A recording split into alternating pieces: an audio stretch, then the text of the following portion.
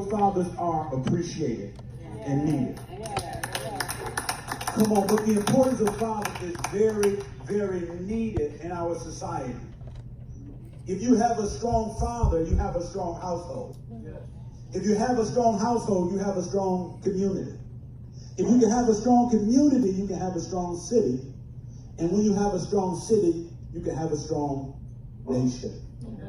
And if you have a strong nation, you can have a strong world.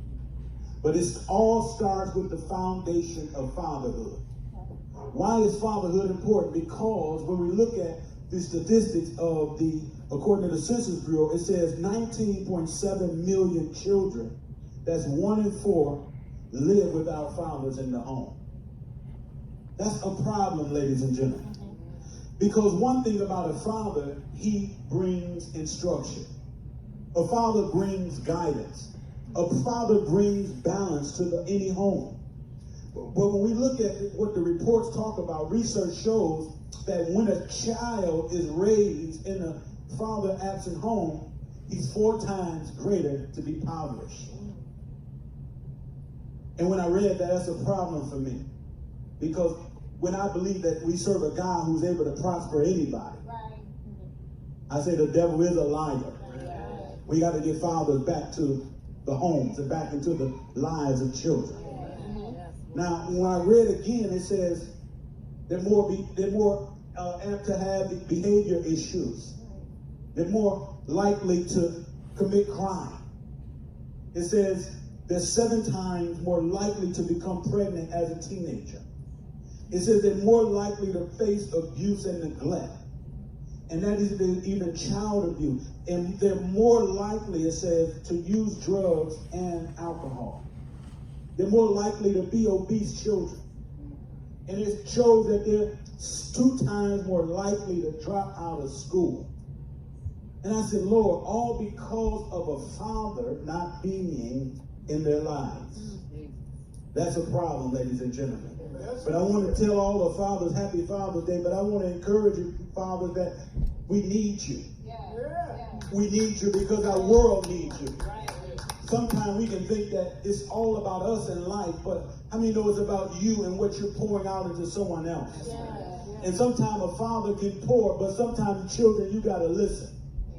Because a father wants to give you instruction, but you can't be hard-headed. You got to understand that this instruction can save your life.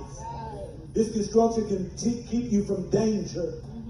So God is trying to reveal truth to us through his word.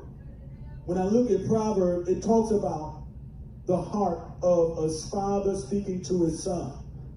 Solomon, with all of his wisdom, got knowledge from King David, which was his father. But if you look at Proverbs, there's always discussing a father's instructions to his son.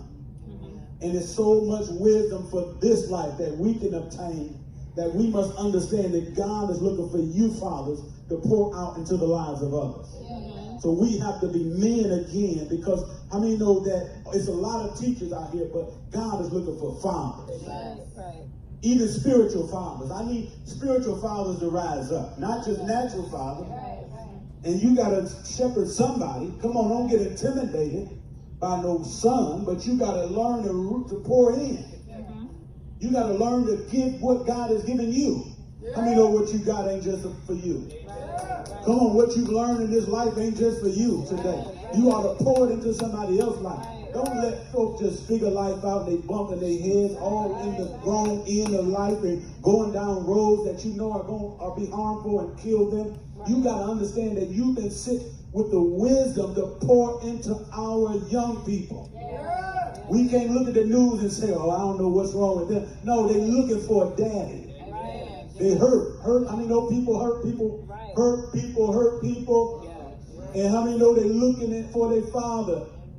I was looking at a series this weekend. It's the first time I binge watched, and I'm confessing in front of you. It's the first time I binge watched on Netflix. But I was glued to my seat when I watched this episode, this movie, this series that kept coming on back to back. And I said I was only going to watch one, but